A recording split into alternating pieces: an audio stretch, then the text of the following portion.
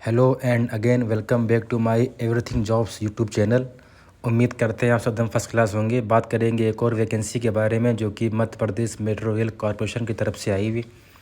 इसमें टोटल इन्होंने अप्रॉक्स 88 पदों पे इन्होंने वैकेंसी निकाली हुई है। तो इसमें बात करेंगे क्या क्या क्वालिफ़िकेशन इन्होंने मांगी, कितनी सैलरी है और कौन कौन सी पोस्ट इसमें आई हुई हैं। सबसे पहले बात करेंगे इम्पोर्टेंट डेट जो उसमें दे रखी हैं। वो 31 जुलाई से आपके एप्लीकेशन फॉर्म फिलिंग होना स्टार्ट हो गया है और 31 अगस्त आपकी लास्ट डेट है फॉर्म फिल करने की। MPMRCL Madhya Pradesh metro rail corporation invites application for various post for operation and maintenance as per the following post on contract basis. तो आपकी एक कॉन्ट्रैक्ट बेसिस पे आपकी पोस्ट रहेगी। इसमें सबसे पहले देख लेते हैं पोस्ट नेम और क्या एक्सपीरियंस रहेगा, क्या क्या चीज़ मांगी, एलिजिबिलिटी क्या क्या मांगी। तो इन्होंने पोस्ट कोड जो है वो इन्होंने डिवाइड करके रखे हैं अलग अलग। पहली जो है post name of the post supervisor operations. इसमें आप देखेंगे सबसे नीचे आएंगे तो इसमें इन्होंने यहाँ पे दे रखा है the various post indicated in table A. तो जो ऊपर जो आपकी सुपरवाइज़र की पोस्ट दे रखी है उसमें supervisor traffic, supervisor controller, supervisor depot controller और सुपरवाइज़र स्टेशन कंट्रोलर और सुपरवाइज़र ट्रेन ऑपरेटर और क्रू कंट्रोलर, ये सारी पोस्टें आपकी आएंगी सुपरवाइज़र ऑपरेशन के अंतर्गत। इसमें टोटल 26 पोस्टें दे रखी हैं। जनरल की 8 पोस्ट इसमें है, OBC की 7 हैं, ST की 5 पोस्टें हैं, SC की 4 पोस्टें और EWS की 2 पोस्टें हैं। बाकी वोमेन की 8 पोस्ट हैं और एक्स सर्विसमैन की 2 पोस्ट हैं। आपकी जो पे स्केल बनेगी वो 33,000 रुपये से लेकर के अप्रॉक्स 1 लाख तक आपकी सैलरी बनेगी।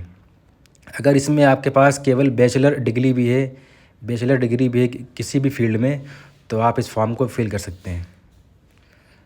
बाकी जो इसमें जो दूसरी वैकेंसी दे रखी है name of the post MPM 2023-02 supervisor signalling and telecom rolling stock. इसमें अभी आपकी 7 पोस्टें हैं। जनरल की 3 पोस्ट है, OBC की 2 पोस्ट है, SC की 1 और ST की 1 है। बाकी वोमेन की 2 पोस्ट। इसमें भी आपकी सैलरी 33,000 से लेकर के 1 लाख तक बनेगी। इसके लिए आपके पास 3 ईयर इंजीनियरिंग डिप्लोमा आपके पास होना चाहिए किसी भी रिकॉग्नाइज्ड इंस्टीट्यूट या यूनिवर्सिटी से। डिप्लोमा इन इलेक्ट्रिकल में होना चाहिए 3 इयर्स का, या इलेक्ट्रॉनिक्स में होना चाहिए, या आपके पास मैकेनिकल में होना चाहिए। जो अगली पोस्ट है maintainer signalling and telecom rolling stock. इसमें टोटल 10 पोस्ट हैं। जनरल की 3 पोस्ट हैं, OBC की 2 पोस्ट हैं, SC की 2, ST की 2, EWS की 1 है, वोमेन की 3 और एक्स सर्विसमैन की 1 है। इसमें आपकी सैलरी बनेगी 20,000 से लेकर के 60,000 रुपये तक। इसमें आपके पास अगर आप 10 पास हैं, इसके साथ साथ आपके पास 2 साल का ITI सर्टिफिकेट होना चाहिए। इलेक्ट्रीशियन में होना चाहिए, इलेक्ट्रॉनिक में होना चाहिए, मैकेनिक्स में होना चाहिए, फिटर में होना चाहिए। इन सब में आपके पास 2 साल का ITI सर्टिफिकेट होना चाहिए और इसके साथ साथ आपके पास मेट्रिकुलेशन यानी आपके पास 10th होना चाहिए।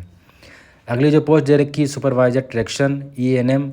इसमें टोटल लास्ट पोस्ट हैं 8 पोस्ट हैं। इसमें जनरल की 3 है, OBC की 2 है, ST की 2, SC की 1 है, वुमेन की इसमें 2 पोस्ट हैं। इसमें आपकी सैलरी 33,000 से लेकर के 1 लाख रुपये तक आपकी सैलरी बनेगी। इसमें भी आपके पास 3 ईयर का डिप्लोमा होना चाहिए, इंजीनियरिंग डिप्लोमा इलेक्ट्रिकल में होना चाहिए या इलेक्ट्रॉनिक्स में होना चाहिए या आपका मैकेनिकल में होना चाहिए। किसी भी इंस्टीट्यूट से, किसी भी गवर्नमेंट यूनिवर्सिटी से आपके पास होना चाहिए। अगली जो पोस्ट दे रखी है वो है मेंटेनर की, मेंटेनर ट्रैक्शन। इसमें आपके टोटल 9 पोस्ट हैं। जनरल की 3 पोस्ट हैं, OBC की 2 हैं, ST की 2 हैं, SC की 1 है, EWS की 1 है और वोमेन की 2 हैं। इसमें आपकी सैलरी बनेगी 20,000 से लेकर के 60,000 रुपये तक। इसमें भी आपके पास 10th होना चाहिए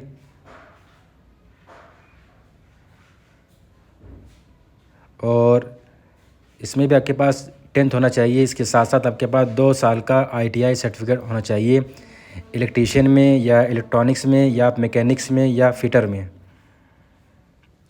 बाकी जो अगली पोस्ट दे रखी है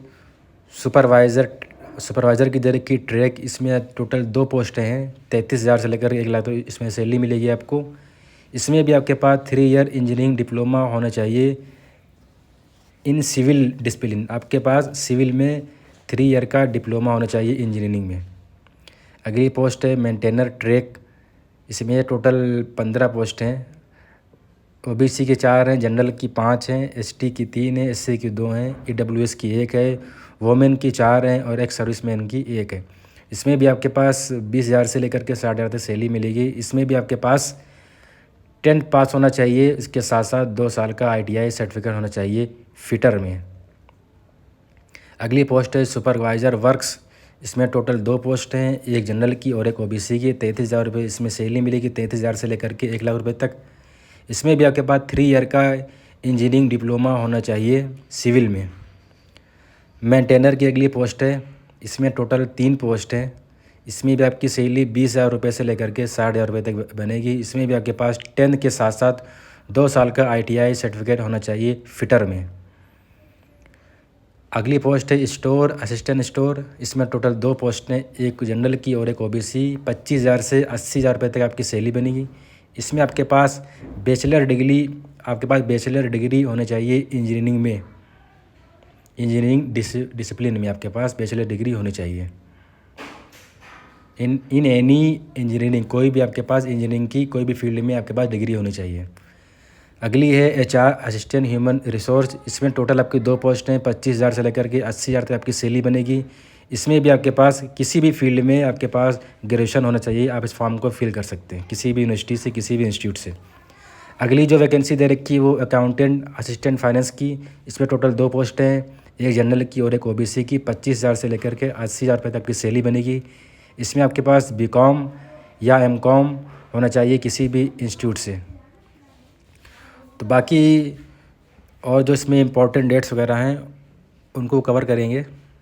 आपकी एज लिमिट इसमें दे रखा है, आपकी एज क्या होनी चाहिए, 18 से कम नहीं होनी चाहिए और आपकी 28 से ज़्यादा नहीं होनी चाहिए। बाकी यहाँ पे एज दे रखा है, यहाँ पे रिलैक्सेशन SC और ST के लिए 5 साल, OBC के लिए 5 साल दे रखा है। बाकी एक्स सर्विसमैन के लिए इन्होंने 30 साल दे रखा है, PWD के लिए 10 साल और वुमेन के लिए भी इन्होंने 10 साल दे रखा है। तो इसको आप देख लेना आप किस कैटेगरी में आते हैं। बाकी आपके पास अगर आप कहीं भी किसी भी गवर्नमेंट या सेमी गवर्नमेंट या कहीं पब्लिक सेक्टर में अगर आप काम कर रहे हैं तो आपके पास NOC नो ऑब्जेक्शन सर्टिफिकेट आपके पास होना चाहिए। इन्होंने पोस्ट वाइज यहाँ पे दे रखा है सिलेक्शन प्रोसेस क्या रहेगा। सबसे पहले देखते हैं सुपरवाइज़र के लिए आपका CBT टेस्ट होगा और आपका उसके साथ आपका CBAT भी आपका टेस्ट होगा, यानी कंप्यूटर बेस्ड एप्टीट्यूड टेस्ट भी होगा। फिर आपका डॉक्यूमेंट वेरिफिकेशन होगा, फिर आपका मेडिकल टेस्ट होगा।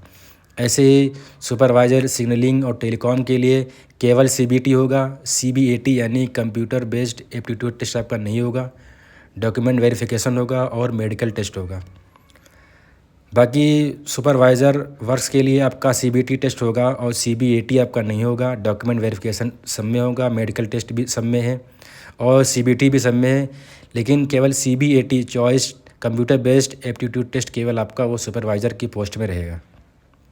आपका फॉर्म आपको कैसे फिल करना है, आपका फॉर्म टोटल वो इंग्लिश में होगा और आपको www.mpmetrorail.com पे आपको जाना पड़ेगा, वहाँ पे आप इस फॉर्म को फिल कर सकते हैं।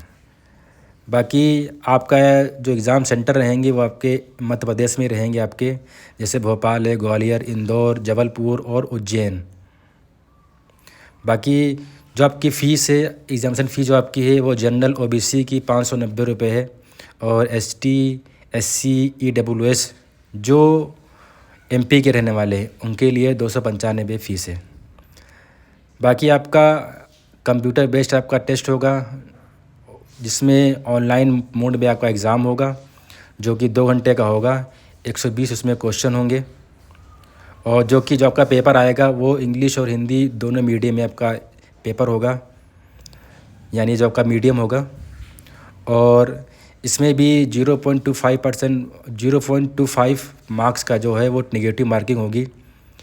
CBT के लिए आपको 40% लाने पड़ेंगे क्वालिफाई के लिए, अनरिज़र्व के लिए 30% SC और CBT 40% फॉर अनरिजर्व के लिए, 30% फॉर SC OBC NCL और EWS के लिए, और 25% आपका लाने पड़ेंगे ST के लिए।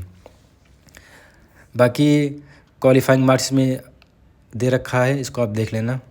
The candidate need to secure a minimum T score of 42 marks. तो इसमें आपको जो है, जो आपका CBAT होगा, इसमें भी आपको 42 मार्क्स जो है आपको मिनिमम लाने पड़ेंगे। The final merit will list be drawn on only from amongst candidate qualifying in the CBT। तो आपका जो आपका वेटेज होगा वो 70% आपका वेटेज आपका रहेगा CBT का, और 30% जो आपका वेटेज रहेगा वो CBAT रहेगा। ये उनके लिए है जिनकी पोस्ट नंबर 1 है, जो सुपरवाइज़र के लिए केवल अप्लाई करेंगे। जो सबसे ऊपर अभी हमने बताया था 01 जो पोस्ट है उसके लिए। बाकी आपका डॉक्यूमेंट वेरिफिकेशन तो आपका होगा ही, और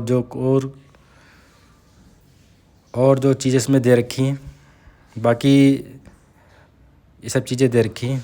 बाकी इसमें इतना ही है। तो इसकी 31 अगस्त इसकी लास्ट डेट है।